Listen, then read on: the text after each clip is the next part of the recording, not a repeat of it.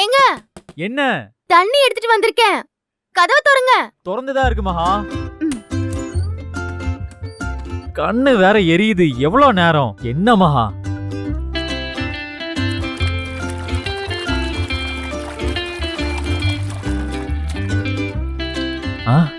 மகா எங்க?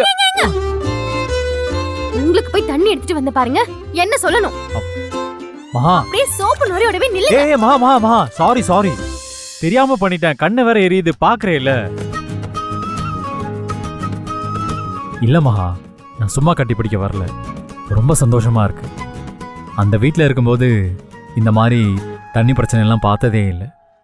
ஏதோ வருவோம், அப்படியே குளிப்போம், போயிடுவோம். ஆனா இந்த மாதிரி குட்டி குட்டி பிரச்சனைங்களுக்கு நடுவுல ஏதோ ஒரு சந்தோஷம் இருக்கு மகா.